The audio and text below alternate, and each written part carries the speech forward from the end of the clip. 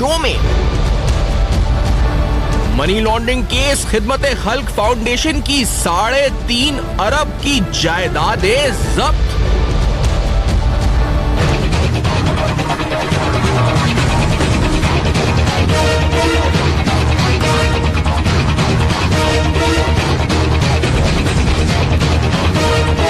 जमीनों की गैर कानूनी अलॉटमेंट, साबिक डिप्टी कमिश्नर मलीर काजी जान मोहम्मद गिरफ्तार। जमीनों के घपलों से मुताल्लिक नैब तफ्तीश, वजीर आला सिंध की भी नैब में तलबी। अस्सलाम वालेकुम। पस पर्दा हकाइक सनसनीखेज इंकिशाफात प्रोग्राम बेनकाब में हूँ आपके साथ सैफान खान। FIA की होने वाली अहम तरीन तहकीकात जो FIR आपसे कुछ माह कबल इस पर दर्ज हुई थी। पहले लंदन के अंदर रेड्स हुए थे एमकेएम लंदन के जो एमकेएम के जो कायद थे उनके दफातर पे, उनके घर के ऊपर। फिर सरफराज मर्चेंट नामी एक कैरेक्टर सामने आए, उनकी जानब से इल्जामात हुए। फिर FIA ने यहाँ तहकीकात स्टार्ट करी।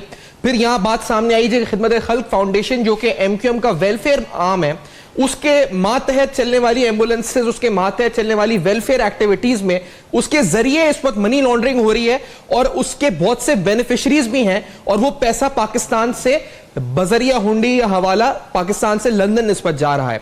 एक मेमो, एक रिपोर्ट जो तहकीकाती FIA के सिलसिले में सामने आई है वो आपके सामने रखते चलें, जिस रिपोर्ट को कहा जाता है कि वजारत दाखिला को अरसाल कर दिया गया है। इस रिपोर्ट के अंदर कहा गया है कि KKF यानी खिदमत खल्क फाउंडेशन के तकरीबन 3.5 अरब रुपए मालियत के 29 जायदादें जो हैं वो जब्त कर ली गई हैं। ये FIA की जो रिपोर्ट है, इस रिपोर्ट के अंदर खिदमत खल्क फाउंडेशन की ये जायदादें बताया गया कि कराची के मुख्तलिफ इलाकों में वाक़ हैं।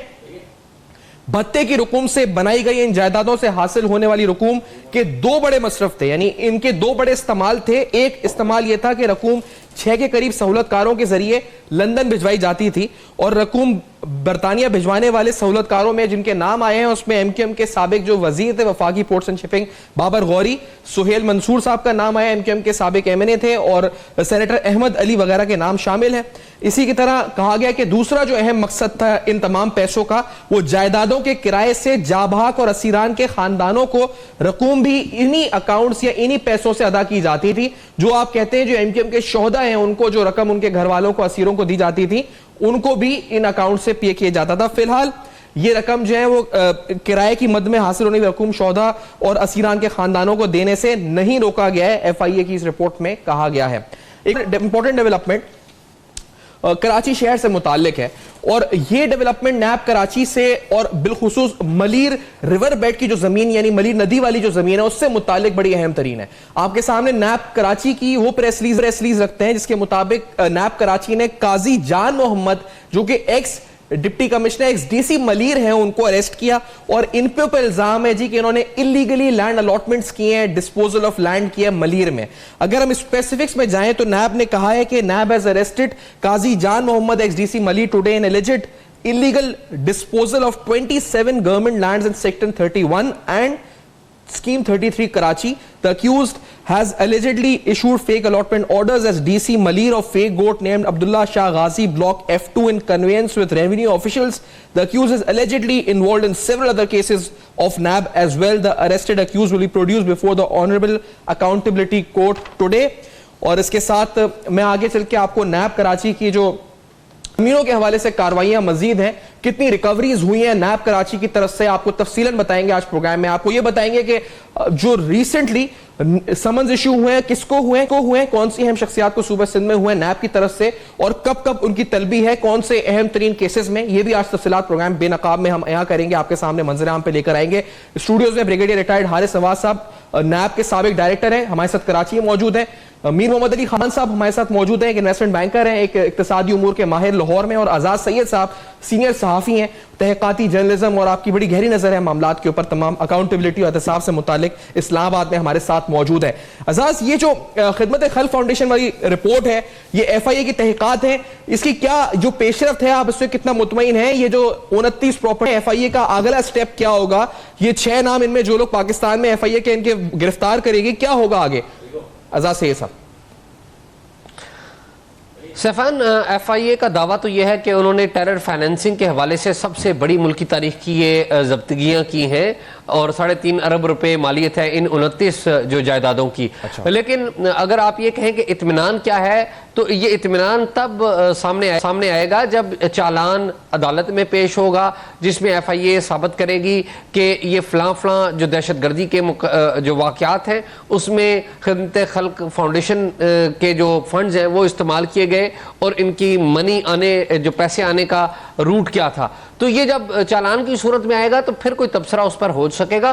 फिलहाल तो FIA ने एक अहम पेशरफ्त की है जिसको हमने रिपोर्ट किया है। देखिए, माजी में भी इस तरह के दावे होते रहे हैं, लेकिन अभी तक बैसियत तंजीम अदालत से कोई फैसला नहीं आया MQM के खिलाफ। दहशतगर्दी में मुलवस होने के खिलाफ इंडिविजुअल्स मौजूद हैं, लेकिन बैसियत अदारा, बैसियत तंजीम अभी तक कोई ऐसा फैसला नहीं है। जब तक चालान आ नहीं जाता कोई हतमी बात उस वक्त तक कहीं नहीं जा सकती। सही, लेकिन जितना वक्त लगा है इसमें एजाज इसको यहाँ तक पहुंचाने के लिए, आपको लगता है इतना रिवायती तौर पे और केसेस में जो इनका काउंटर टेररिज्म विंग है जो ये तहकीकात कर रहा है, इतना वक्त लगता है या ज्यादा वक्त लग रहा है? इस मामले में बहुत पेचीदा मामला है इसलिए वक्त ज्यादा लग रहा है, या आप समझते हैं कि इट इज रूटीन, उतना टाइम लगता ही है इनकी कैपेसिटी के लिहाज से ऐसे केसेस में?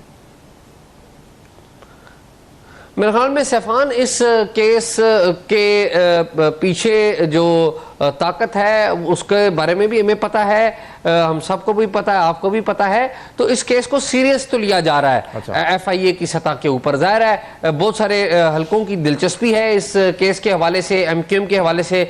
पर्टिकुलरली 2014 में जो वाक़या हुआ कराची में, जो खिताब किया गया साबिक जो बानी सरबराह हैं MQM के, उनकी तरफ से, तो उसके बाद से इन केसेस में तेजी आई और इनके खिलाफ केसेस आए।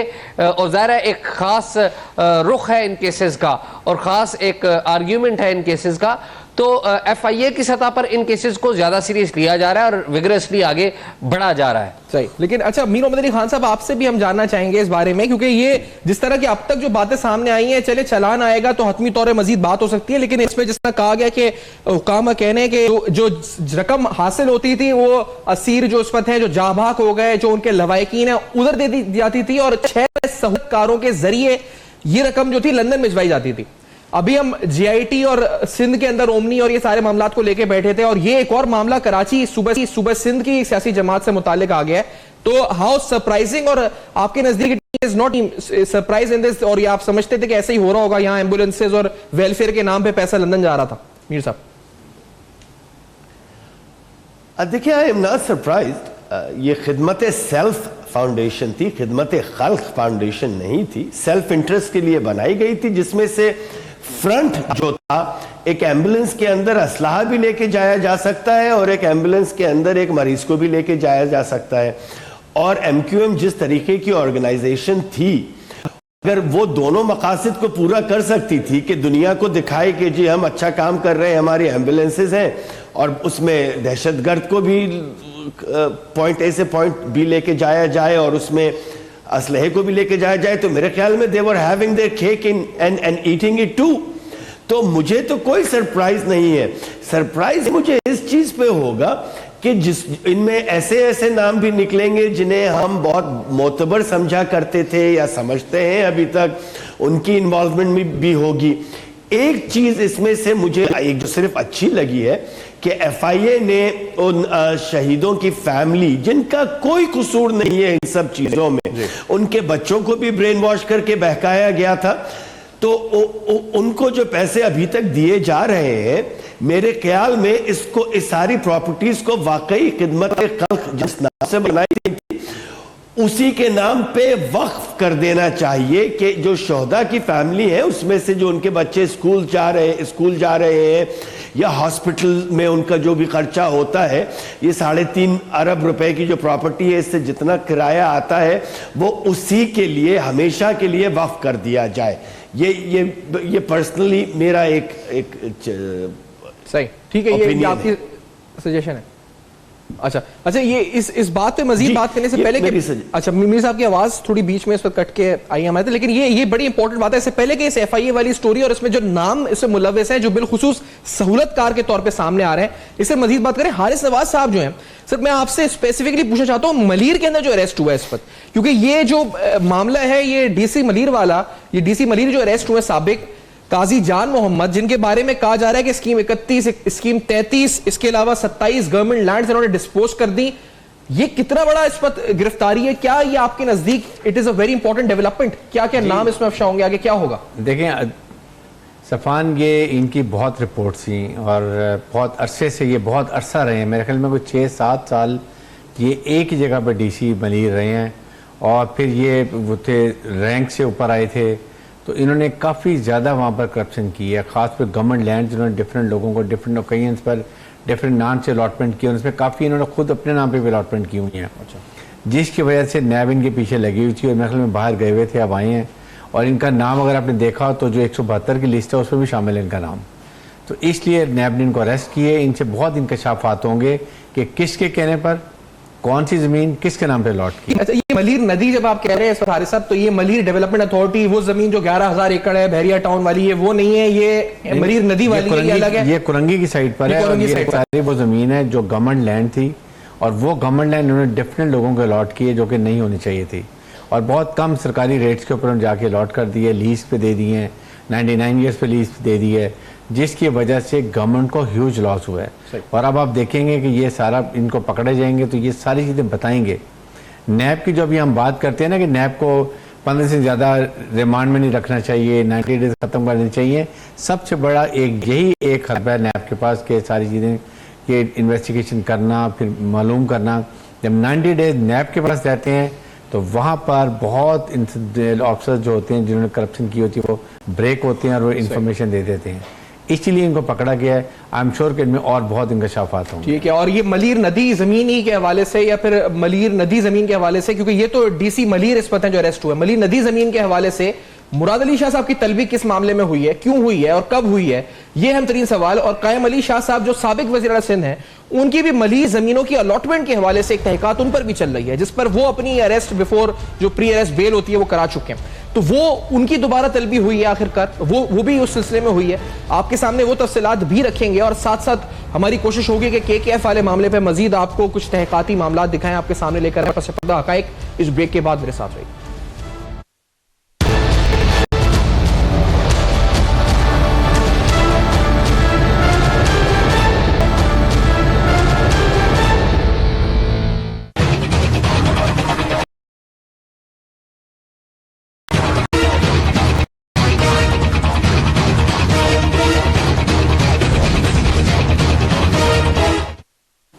Welcome back. आप देख रहे हैं बेनकाब और आज बेनकाब में अहम तरीन हकायक और अहम तरीन सवालात उठा रहे हैं। कुछ अहम तरीन तहकीकात जो FIA नैब के पास हैं, उधर क्या अपडेट्स हैं आपके सामने रख रहे हैं इस वक्त। मुराद अली शाह साहब के बारे में क्योंकि जो इतलात है जी कि उनकी तलबी है इस वक्त नैब में, जो हमारे जराए हमने पूछा है जी कब है तलबी, क्या है और किस दिन है, तो स्पेसिफिक्स तो नहीं, लेकिन उनकी तलबी मलीर नदी की जमीन के हवाले से ही है। और कायम अली शाह साहब जिनके बारे में तो हम जानते हैं कि इससे पहले भी तलब हुए थे, फिर अपनी प्री अरेस्ट बेल करा चुके हैं और नैब से हासिल जराए से जो दस्तावेजात है उसके मुताबिक जो उन पर स्पेसिफिक इल्जाम है वो क्या है वो आपके सामने रख देते हैं, क्योंकि एक बार फिर उनको तलब किया गया है। और ये जो इल्जाम है, इस इल्जाम में अगर आप जाएं तो उनके ऊपर 2 नोटिफिकेशंस की बात है जिसमें उन पे तफ्तीश उनके खिलाफ की है और ये वही मलीर की जमीन है जो बहरिया टाउन को दी गई। The CM did not approve to cancel the notification dated 26 December 2013 by the then senior member board of revenue. और इसमें कहा गया था कि it was in his knowledge that this notification was issued malafidely to extend illegal benefits to Bahria town. और फिर इसके बाद he also approved another summary for CM dated 24/10/2014 which was floated by local government department bearing subject request for issuance of notifications for the land required for the right of way for Greater Karachi जो K4 मंसूबा है, wherein the route of K4 was modified keeping in view the inter alia development of Bahria Town Karachi project on main super highway। आजाद सैयद साहब, आपके नजदीक यानी 71 नाम है वैसे तो अहम शख्सियात जिन पर नैब तफ्तीश कर, मुराद अली शाह, कायम अली शाह, इस बारे में जो डेवलपमेंट्स है क्या आपकी नजर में कितनी अहम है आजाद सैयद साहब? देखिए अहम तो है, जाहिर है वो हुकूमत में साबिक वज़ीर आला कायम अली शाह की हैसियत से रहे हैं, कायम अली शाह साबिक वज़ीर आला की हैसियत से रहे हैं और मुराद अली शाह अभी वज़ीर आला हैं, तो ये अहम तो है। लेकिन सवाल वही है कि देखिए कि मलिक रियाज जो बैरिया टाउन के हैं, इनके खिलाफ तहकीकात होती हैं, फिर उनसे बारगेन करने की कोशिश की जाती है कि इतने पैसे दें और मामला ख़त्म हो जाएंगे। तो ये बारगेनिंग ख़त्म होनी चाहिए, इंसाफ का इतलाक जो है सब पर यकसा होना चाहिए और कानून का इतलाक जो है वो होता हुआ नज़र आना चाहिए। तो डर ये है कि ये मामलात फिर कहीं किसी बारगेन पे ना ख़त्म हो जाए। तो बराबरी की सतह पर मलिक रियाज साहब ने अगर कोई जुर्म किया है तो उनको गिरफ्तार किया जाना चाहिए और जो उनके ऊपर फाइन बनता है वो भी उनको देना होगा, देना चाहिए। और जो मुराद अली शाह है और कायम अली शाह है, ये आपके नजदीक ये क्या है? ये सिर्फ एक हैंडलर्स हैं क्या? इस वक्त फ्रंटमैन थे? मतलब अगर अभी तो इल्जाम कोई साबित नहीं हुआ है, लेकिन जिस तरह के मैंने पढ़ के अभी बताया कायम अली शाह साहब पे इल्जाम है जी, आपने इनके पास पावर्स थी भी कि नोटिफिकेशन रिजेक्ट कर देते अगर आसिफ ज़रदारी साहब या कोई और इनका पार्टी हेड मुबैना तौर पे इन पे कह रहा था कि आपको अप्रूव करना है नोटिफिकेशन, उनके पास पावर्स थी इतनी के कर सकते थे? सैफान, उनके पास पावर्स नहीं थी और आपको भी पता और मुझे भी पता है, जब किसी पार्टी की हुकूमत होती है और पार्टी का सरबराह या पार्टी का कोई ताकतवर बंदा उन्हें कहे किसी ओहदेदार को, तो वो उनका हुक्म टाल नहीं सकते। ये मुजर्म है या नहीं है, इस बात का फैसला तो अदालत में होगा, लेकिन इससे पहले इनको मुजरिम करार देना ये भी ज्यादती होगी। और असल बात यह है, असल बड़ा चैलेंज ये होगा कि जो असल मुजरिम है उनको गिरफ्तार किया जाए। ये तो ओहदेदार थे और पार्टियों के अंदर जो जितनी सारी जमहूरियत है हमारे मुल्क के अंदर, वो भी आपको पता है। इस वाक़े के बाद मुझे यकीन है कि तमाम सियासी जमातें वो भी और उनके ओहदेदार भी ज़रा मोहतात रवैया अख्तियार करेंगे जब भी कोई उन्हें गैर कानूनी काम कहेगा। 71 शख्सियात हैं और इसमें हारिस नवाज साहब आप क्या ऐड करें, क्योंकि इन नामों के अंदर जैसे कल अगर मैं प्रेस रिलीज नैब की रखूं बताऊं आपको, तो उसमें मुराद अली शाह साहब का तो हम जानते हैं नाम है, आसिम हुसैन बड़े इंपॉर्टेंट केसेस है, सोहेल अनवर सयाल जो साबिक वजीर दाखिला सिंध है, आगा सिराज दुरानी है, मंजूर वसान है, तैमूर तालपुर है, इसके अलावा सिद्दीक मेमन जो चीफ सेक्रेटरी, लियाकत जतोई, एजाज जाकरानी, ये वो नाम है जो मुसलसल आते रहे तवातुर के साथ नैब की तफ्तीश या नैब की लिस्ट के अंदर। आपको क्या लगता है ये आगे नैब कितनी जल्दी मंतक़ी अंजाम तक इन मामलात को अदालत में पहुंचाएगी या फिर रेफरेंसेस की सूरत में? अगर नैब ने अब इनको बुलाना शुरू कर दिया तो काफ़ी उन्होंने इन्वेस्टिगेशन कर दी है। नैब एक्चुअली पहले डिस्ट्रिक्ट इंक्वायरी करते हैं, जब उनको सफिशिएंट प्रोसिक्यूशन एविडेंस मिलती है तो फिर इनको बुलाना शुरू करते हैं। But let me tell you, chief minister जो हैं ये तो होंगे, इन्होंने वायलेशन रूल्स की होगी, अप्रूव कर दिया होगा, नोटिफिकेशन कर दिए होंगे, क्योंकि custodian of land for the Sindh government ज़ाहिर चीफ मिनिस्टर होते हैं, फिर आगे उनके senior member board of revenue हैं, फिर उसके बाद मिनिस्टर रेवेन्यू जो भी होते हैं। इशू ये है कि इसमें ये देखने की बात है कि कौन इसमें बेनिफिशरी है। बेनिफिशरी ज़ाहिर है बैरिया टाउन है, तो नैब की पूरी ये कोशिश है और वो होनी भी चाहिए कि जितना नुकसान हुआ है गवर्नमेंट लैंड का वो इनसे रिकवर किया जाए। अगर मलिक रियाज को हम अरेस्ट करते हैं, उनको सज़ा दे देते हैं, there is no purpose, we have to find a solution जहाँ के गवर्नमेंट को जो एक्सचेकर को लॉस हुआ है वो हम इनसे रिकवर करें। तो मेरे ख्याल में बारगेनिंग अगर इस सूरत में करते हैं कि लेजिटिमेट, अगर उन्होंने लेट से $2 बिलियन का हुकूमत सिंध को नुकसान हुआ है तो वो उनसे रिकवर किया जाए और उसके बाद उनको छोड़ दिया जाए, मेरे ख्याल में वो ज़्यादा बेहतर है, बजाय इसको 10 साल अरेस्ट करके रखें और हासिल वसूल आपको कोई पैसा ना हो। तो ये ब्रॉडर प्रोस्पेक्ट में पाकिस्तान की इकॉनमी के लिए भी बेहतर चीज़ें हैं। इसी तरीके से जब आप देखें तो नवाज शरीफ साहब हैं, वो भी अगर मानते हैं और आते हैं कि एक्चुअली नैब असेस कर लेती है कि जी आपने इतना जो आपके पास एसेट बियॉन्ड मीन्स है, ये पैसा आपने रिकवर देना है, पैसा अगर वो देते हैं, प्ली बार्गेन करते हैं, नैब रूल में है डिसक्वालीफाइड, बैंक से लोन नहीं ले सकते, उसमें नहीं हिस्सा ले सकते, इलेक्शन में मुल्क से बाहर चाहते हैं चले जाएं, as long as you are giving money to the government of Pakistan, क्योंकि जिस इकोनॉमिक कंडीशन में गुजर रहे हैं। लेकिन मैं आपसे अगर पूछूं, नैब इज सीरियस, ये इन सारे केसेस को लेकर नैब कराची की बात कर रहे हैं, NAB is serious and they are very transparent and they are very serious, और वो इसमें पूरी रिकवरीज करेंगे। मेरे ख्याल में ये सीएम द्वारा को they have to be more vigilant and careful कि जब आप चीफ मिनिस्टर बैठते हैं तो अगर आपको गलत काम किया जाता है तो you should have moral courage कि आप कहने जी ये और रूल के खिलाफ है और ये मैं साइन नहीं करूँगा।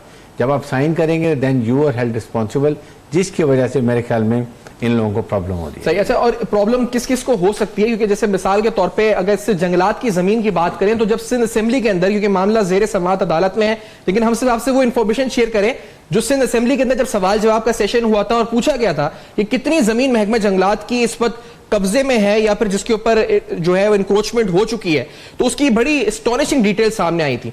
उस डॉक्यूमेंट को जिसमें असलान ताजगुमन साहब ने सवाल पूछा था, मुराद अली शाह साहब ने जवाब दिया था, उसके मुताबिक जो सक्खर डिवीजन है वहां तकरीबन 23,715 एकड़ जमीन इलीगल ऑक्यूपाई हो चुकी है जंगलात की।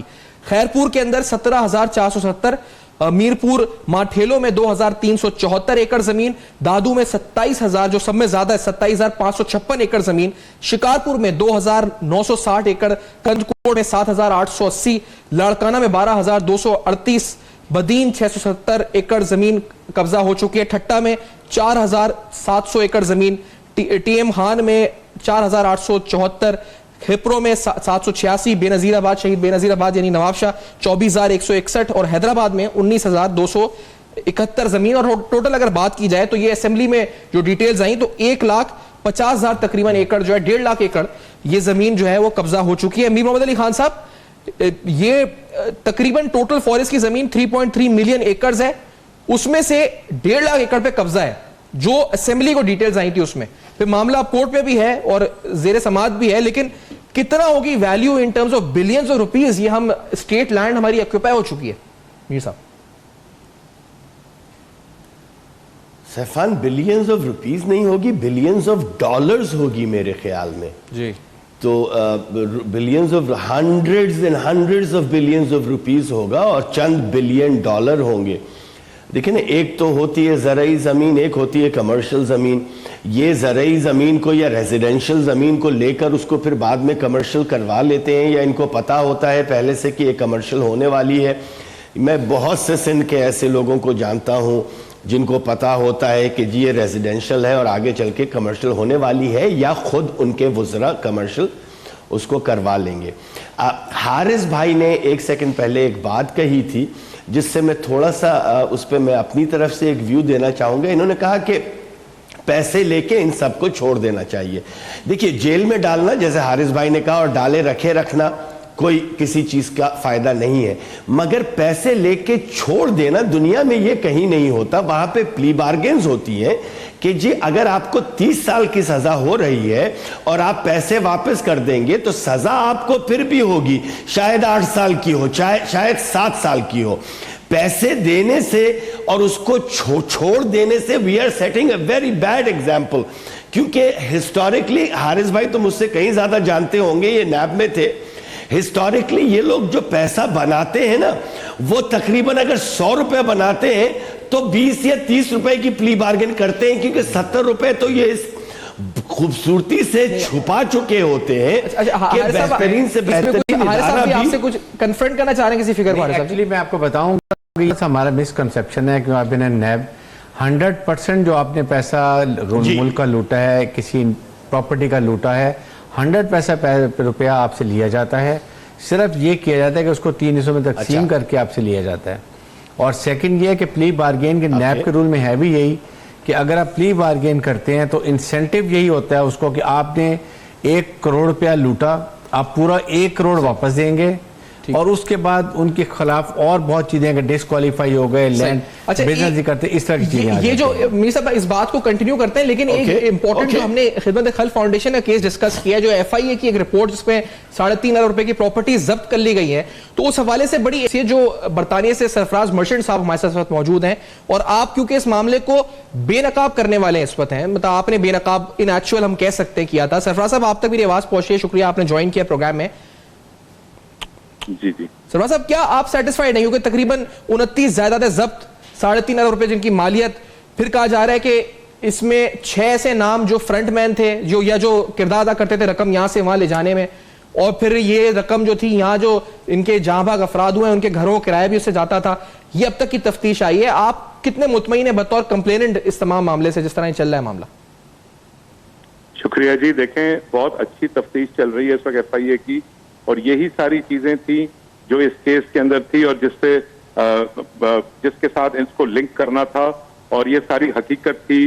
इसमें से काफी चीजें जो हैं वो रिकॉर्ड के साथ अब एफआईए की तहवील में हैं, और ये प्रॉपर्टीज और ये पैसा और ये जो सारा लॉन्डर होता था यहाँ से, ये सारा यहाँ पर प्रोसीड्स ऑफ क्राइम था जो यहाँ पर हर इस दौर में होता रहा है, पिछले दौरों में। और बहुत अच्छी एफर्ट है और मैं बहुत सेटिस्फाइड हूँ एफआईए की तफ्तीश से। लेकिन बेसिकली इसके अंदर यहाँ के लोगों का तो सारा हो रहा है। बेसिकली इसके अंदर जो मेन अक्यूज्ड है वो है अल्ताफ हुसैन, क्योंकि ये क्राइम प्रोसीड सारी एंड ऑफ द डे उसके पास जाती थी। यहाँ तो वो चीजें ली हुई थी, लेकिन इसका असल जो पॉइंट था वो लंदन था, और इससे ज्यादा, कहीं ज्यादा, इससे 10 गुना ज्यादा प्रॉपर्टीज वहां पर और दुबई में मौजूद है, और इसी प्रोसीड के पैसों से, क्राइम प्रोसीड। अच्छा, अल्ताफ हुसैन सर जिनका आप जिक्र कर रहे हैं, तो वो तो लग रहा है कि इस वक्त बिल्कुल इस स्टेटस पे आ गए हैं कि वो बेगिंग की तरफ आ गए। उनके जो लेटेस्ट हम दिखा नहीं सकते, ना डिस्कस करना है उनके पैगामात को, लेकिन वो तो ऐसा लग रहा है कि भीख मांग रहे हैं लोगों से, पैसे दे दें, नहीं है पैसे। तो उनका नेटवर्क तो ये खत्म हो गया ना इस तफ्ती, यानी यहां से पैसा तो अब नहीं जा रहा लंदन, ये रास्ता तो बंद हो गया, ये अभी भी जा रहा है आपके नजदीक? देखें जी, नेटवर्क जरूर बंद हो गया है, बिल्कुल मैं इस चीज को मानता हूं, लेकिन पैसा कहां से उसके पास? वो तो सिर्फ एक ड्रामा कर रहा है बैगिंग का।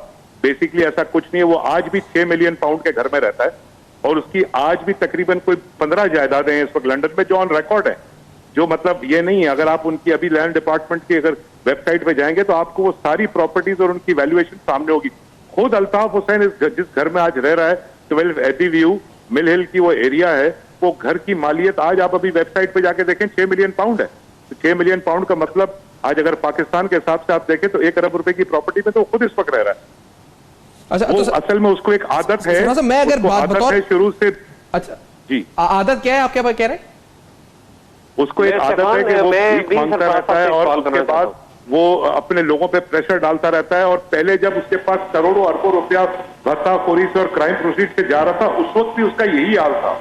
इसी तरह वो अपने लोगों को गालियां देता था, बुरा भला बोलता था, और उनको इस बात पे उकसाता था कि वो गलत काम करें, गलत तरीके से पैसा जनरेट करें और करके उसे भेजें। अच्छा सरफराज साहब, ये बताएं कि ये जो अब ये जो मामला है, क्योंकि जिस तरह आपने, मैं समझ रहा हूं इस बात से कि जिस तरह लंदन के अंदर नवाज शरीफ साहब की प्रॉपर्टी एवनफील्ड फ्लैट लगा आ गया, गवर्नमेंट कोशिश कर रही है जी रिट्रीव करा ले उसको, इस तरह जरदारी साहब की प्रॉपर्टीज निकल रही है, ओमनी ग्रुप की तुर्की और दुबई और हर जगह निकल रही है, स्विट्जरलैंड पता नहीं कहां का।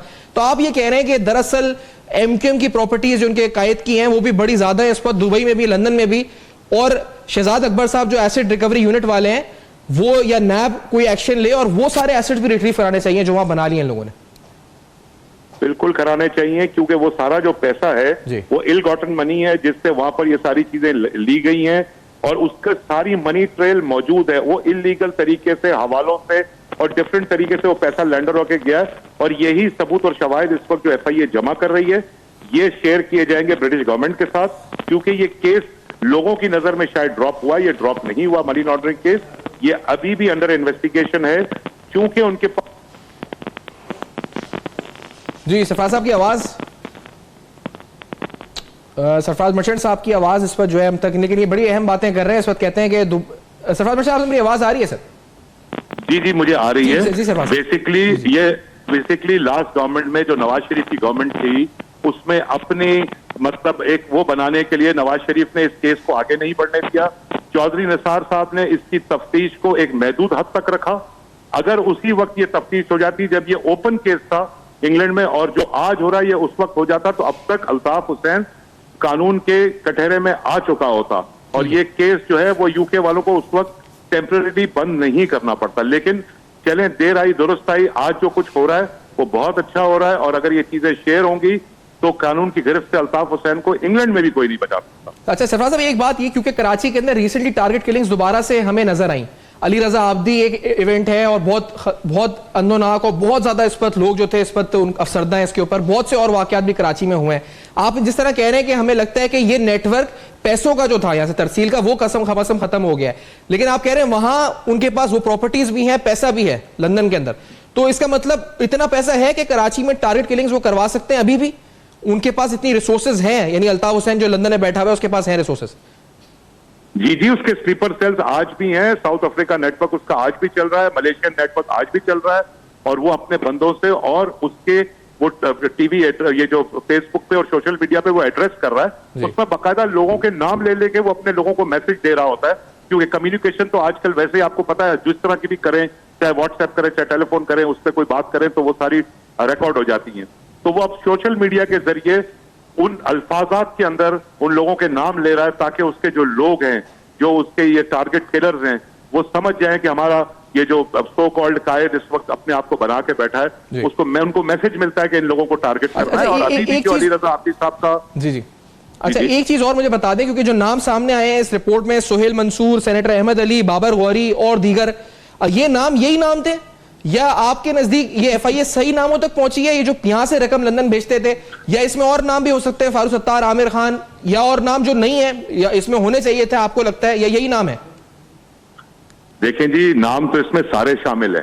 बात यह कि ये जितनी इनके इस वक्त सारे बैठे हुए हैं, इंक्लूडिंग इनके जो इस वक्त हुकूमत में वजीर हैं, उन सबको इन चीजों का पता है, वो सब अपने हाथों से ये चीजें करते रहे। और ये जो 6 नाम एफआईए ने दिए हैं, इनके तो बाकायदा बैंकिंग ट्रेल मौजूद है। ये यहां पर से बैठ के अपने क्रेडिट कार्ड से और अपने डेबिट कार्ड से सारी पेमेंटें करते थे, और इनको पैसे मिलते थे केकेएफ से, जहां क्राइम प्रोसीड्स ऑफ क्राइम जमा होता था, और उसके बाद उधर से ये चेक लेके अपने अकाउंटों में जमा कराते थे, और ये बाकी पेमेंट, और ये मिलियंस ऑफ पाउंड की पेमेंट, हमारा फॉरेन एक्सचेंज कितना यहां से गया है आप सोचे तो सही। मतलब लंदन की प्रॉपर्टीज के टैक्सेस भरने हैं तो पाकिस्तान का फॉरेन एक्सचेंज जाए, पाकिस्तान से फॉरेन एक्सचेंज। साहब आपका शुक्रिया अदा करेंगे, आपने बड़ी अहम मालूमात एफआईए को दी है। अब हमसे भी बात इस वक्त कर रहे हैं, इस पे बात करेंगे हारिस नवाज साहब, मीर मोहम्मद अली खान साहब, आजाद सैयद साहब से, जो आपने इस वक्त बातें की हैं। उसमें अहम बात यह है कि आप कहते हैं कि लंदन के अंदर प्रॉपर्टीज मौजूद है अल्ताफ हुसैन की, उसके पास पैसा ही मौजूद है, वो कराची में वहां बैठकर लंदन से साउथ अफ्रीका और अपने विंग्स के जरिए किलिंग्स करा सकता है। इस बात के ऊपर ही बात होगी इस ब्रेक के बाद, मेरे साथ रहिए।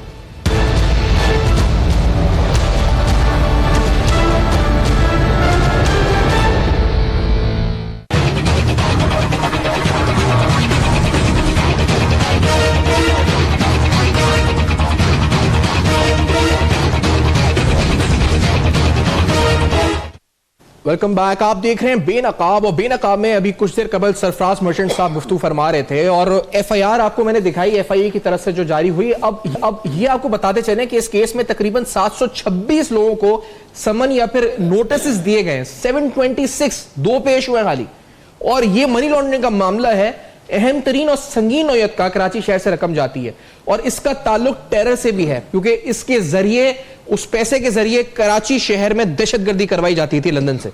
अभी सरफराज मर्चेंट कहते हैं कि अल्ताफ हुसैन की प्रॉपर्टीज ही वहां एग्जिस्ट करती हैं, वहां वो नेटवर्क ऑपरेट करने की पूरी इस्तात रखता है, साउथ अफ्रीका से टारगेट किलिंग कराने की भी इस्तात रखता है, कराची शहर में बैठकर किसी को भी कुछ करवा सकता है। ये उसके पैसे जो अभी भी उसके पास वहां है, और जो वो ड्रामा इस वक्त हो रहा है वो सब ड्रामा है, फेक है, पैसों की कमी उसके पास नहीं है। मीर मोहम्मद अली खान साहब, आप क्योंकि इंटरनेशनली भी आपका एक्सपोजर है, ये जो एसेट्स हम नवाज शरीफ साहब करा रहे हैं, जरदारी साहब के रिट्रीव करवा रहे हैं, वाकई में इस तरफ तो कोई तवज्जो नहीं देता कि अल्ताफ हुसैन या उनके जो सरकर्दा रहनुमाओं की प्रॉपर्टीज है लंदन और दुबई में या दीगर ममालिक में, वो हम कैसे हासिल कर सकते हैं? मीर साहब देखिए, मैं आपको कुछ अपना पर्सनल व्यू दूंगा। ये मेरा पर्सनल व्यू है कि अल्ताफ हुसैन के पीछे यूके गवर्नमेंट एब्सोल्युटली है, क्योंकि सब में पहले तो एक अल्ताफ हुसैन जैसे इंसान का कोई जो सोर्स ऑफ इनकम नहीं है, वो प्रॉपर्टी की जो इस वक्त 6 मिलियन पाउंड्स की है, मगर जब उसने ली थी तो मेरे ख्याल में 2.5 या 3 मिलियन पाउंड की थी। 2.5 या 3 मिलियन पाउंड यूके जैसे मुल्क में ऐसे इंसान के जिसका कोई सोर्स ऑफ इनकम नहीं है, ना उनकी कोई जॉब है, ना ही उसका कोई बिजनेस है, ना ही उसका कोई फंड था जो उसके वाले छोड़ के गए थे जिसमें से पैसे आ रहे थे। तो ये तो मेरी ये बात एज एन इन्वेस्टमेंट बैंकर मैं मानने से इनकार करता हूं कि यूके गवर्नमेंट के दूसरी तरफ देखने के बगैर ये प्रॉपर्टीज खरीदी गई हैं। हम बहुत बात करते हैं कि वहां से बात आती है do more do more do more. I am sick of it as a banker. As a banker I think ये जो टेररिज्म की फैसिलिटेशन है पैसे की, ये सारा का सारा पैसा वेस्ट में जाके पार्क होता है और फिर वहां से होकर हमारे मुमालिक में आता है और यहां बम फटते हैं। हमें कहा जाता है do more, they should do more because they know more कि where the money is.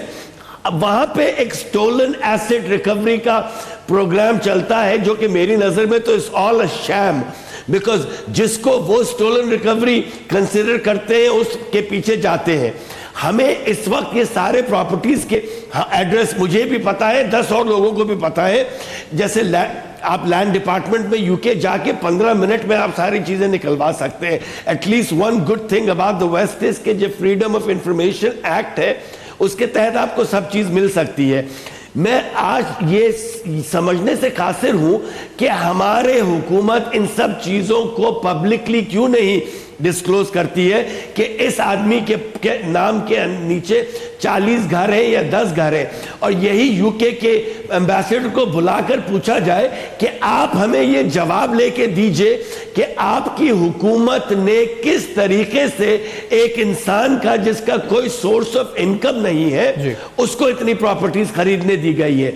It's time for us to ask for them to do more. Exactly, I agree with this. और ये जो अनएक्सप्लेन्ड वेल्थ ऑर्डर यूके में आया है कि आप अगर आपके पास जो पैसा आया आप एक्सप्लेन नहीं कर सकते तो गवर्नमेंट वहां की जब्त कर सकती है उस एसेट को, तो ये क्या इतलाक उनके ऊपर नहीं होता क्योंकि वो MI6 की सपोर्ट है मुबैना उनको जो आप कह रहे हैं, या होगा कभी, हम उम्मीद रखें? नहीं, देखिए मेरे ख्याल में तो ओपनली अपना ओपिनियन दे रहा हूं, this is not any other opinion. I think the government may it be MI5 MI6 जो भी हो, फॉरेन डिपार्टमेंट, मेरे ख्याल में तो वो सालों से बैठकर उनको सपोर्ट कर रहे हैं, क्योंकि कोई ऐसा नहीं हो सकता कि 23 दिसंबर की रात को एक आदमी बैठ के ऑल फॉल बके, उसके बाद नाम दे कि इन अफराद को कराची में कत्ल कर दिया जाए और 24 को 2 मारे गए और 25 को 1 मारा गया। अगर यही काम ओसामा बिन लादेन अफगानिस्तान की पहाड़ियों में तोरा बोरा में बैठकर वीडियो के मैसेजेस रिकॉर्ड करके करवाता था तो उसके ऊपर तो पूरी दुनिया चीखती थी। ये भी तो वही करवा रहा है। इस इंसान ने तो 30,000 आदमी मरवाए एक शहर के अंदर, कराची के अंदर। ओसामा बिन लादेन ने 6,000 आदमी मरवाए थे न्यूयॉर्क के अंदर। तो ओसामा बिन लादेन से बड़ा टेररिस्ट तो अल्ताफ हुसैन है मेरी नजर में। एग्जैक्टली लेकिन जो हारिस साहब इस पर भी आप ऐड कीजिएगा, जो सरफराज मर्चेंट की गुफ्तगू हुई है, आपका अपना जाती ताल्लुक भी आप बताइएगा कि आपके नजदीक कितना ठोस केस है। लेकिन नैब की हमने अभी आपको बताया था कि जमीनें कितनी सूबे सिंध में जंगलात की पूरी एक फहरिस्त दिखाई है, कितने हजार एकड़ किस शहर में इस पर जो है वो कब्जा हो चुका है। उस फहरिस्त के साथ मैं ऐड करते हुए हारिस साहब कमेंट आपका चाहूंगा, क्योंकि जो हमें नैब की कारकर्दगी रिपोर्ट मिली है इस साल की, उस रिपोर्ट के मुताबिक NAB Karachi has recovered approximately ₹30 billion including recoveries of state land. The same was disbursed among its beneficiaries। और जो मेरे पास लेटेस्ट आज प्रेस रिलीज है उसके मुताबिक नैब ने सिर्फ जामशोरों से तकरीबन 50 अरब रुपए की जमीन रिट्रीव कराई है। 10,000 एकड़ जमीन है और नैब जो है तकरीबन 160 अरेस्ट इस साल कर चुकी है नैब कराची। और बिलखुसूस फारूक अवान साहब के आने के बाद हमने देखा है कि नैब की कारकर्दगी जो है वो बहुत बेहतर और उसमें बड़ा एक वाइब्रेंट और हमें एक चेंज नजर आया है। हारिस साहब इस पर क्या कमेंट होगा? देखिए, एक तो वी आर वेरी लकी कि डीजी नैब ऑब्वियसली जैसे आपने बात की है वगैरह Farooq is doing an excellent job और ट्रांसपेरेंट तरीके से। सेकंड ये है कि जो लैंड है ये फॉरेस्ट की, ये बहुत बड़ा क्रिमिनल एक्ट है। इसमें आपके लैंड जो भी मिनिस्टर थे फॉरेस्ट के, फिर फॉरेस्ट सेक्रेटरी आ जाते हैं, कंजर्वेटिव्स आ जाते हैं, सब की मिली भगत से होता है। और वो लैंड पूरे कच्चे एरिए के इन्होंने पूरे ख़त्म करके फॉरेस्ट को, और इसीलिए वहाँ पर फ्लड्स आते हैं जिससे फिर बंद की इरोजन होती है, बंद टूटते हैं, सैलाब आ जाते हैं। नंबर 2, जो हज़ारों एकड़ बैरियर टाउन में और जगह पर भी फॉरेस्ट लैंड को दिया गया है जो कि बिल्कुल खिलाफ वर्जी है। फॉरेस्ट की लैंड कंस्ट्रक्शन के लिए बिल्कुल इस्तेमाल नहीं हो सकती। इट इज़ कि आप जो लैंड इस्तेमाल करते हैं अगर उसको एग्रीकल्चर में करते हैं तो आपको नंबर ऑफ ट्रीज वहाँ पर लगाने होते हैं ताकि ये उसको अफॉरेस्टेशन हो। फिर क्लाइमेट चेंज, बारिश, गर्मी, ये सारी चीज़ें ग्रीनरी की वजह से प्रॉब्लम होती हैं। और ये अभी मेरे ख्याल में नैब ने बहुत अच्छा काम किया है और अभी और आपको नज़र आएगा कि और बहुत रिकवर किया जा रहा है। एज फार एज ये अल्ताफ हुसैन का केस है, देखें बात यह है कि ये जो टोटल वहाँ पर ड्रामा किया जाता है कि जो मेरे पैसे नहीं है, इट इज़ टोटल फॉल्स। इनको सपोर्ट है MI6 की, इनको सपोर्ट है रॉ की, इनको सपोर्ट है मुस्तैद की। They give him all money, वो इनको फीड करते हैं। यहाँ से जितनी मर्जी मनी लॉन्ड्रिंग इंग्लैंड से रोकते हैं वो पैसा वहाँ से आ रहा है दोबारा यही एक्टिविटीज़ के लिए। पाकिस्तान में टारगेट किलर्स हैं, बॉम्ब एक्सप्लोजन हैं, किलिंग्स हो रही हैं, ये कुछ होता है। लेकिन साथ ही साथ KKF का जो पैसा है ये ज़रूर देखना चाहिए कि ये एक्चुअली प्रॉपर्टी किस पैसे से आई है, ये प्रॉपर्टी को भी कौन ओन कर रहा है, कितना पैसा उसने 10-5% शहीदों को जा रहा है, बाकी 90% इतने अरसे में पैसा कहाँ गया है, किस किस के थ्रू गया है, वो पकड़े और फिर पैसे को रिकवर करे। I think that is more important. बहुत बड़ी सर्विस होगी ये। हमें पता है कुर्बानी की खालों में क्या कुछ किस तरीके से ये लूट ली जाती थी और छीनी जाती थी तो और बिलियंस ऑफ रुपीज की जाती थी। और आजकल MQ सबसे बड़ी ये दुश्वारी है कि फंड की कमी, क्योंकि KKF और ये जो है ये स्किन का पैसा ये अब मिलना बंद हो गया। ठीक है जी, आपको ये एफआईआर दिखाते हुए जो दर्ज हुई थी 2009-2015 के दरमियान जो डेट ऑफ अकरेंस है, और 21 जो जब ये रिपोर्ट हुआ मामला 21/9/2017, बड़ा अहम तरीन केस इस वक्त है ये मनी लॉन्ड्रिंग वाला। और हमारी उम्मीद है जी कि आगे मंतकी अंजाम तक ये तमाम मामला पहुंचेंगे, चाहे वो नैब केसेस हों, एफआईए की तहकीकात हों। आपके आज आपने सुना है जी सरफराज मर्चेंट साहब की गुफ्तगू भी, ब्रिगेडियर हारिस नवाज साहब का भी बहुत शुक्रिया, मीनू अदली खान साहब, आजाद सैयद साहब का भी इन्होंने ज्वाइन किया है। और feedback you can write us on our email address, Facebook page and Twitter. देखते रहेगा, अब तक अपना बहुत ख्याल रखिए।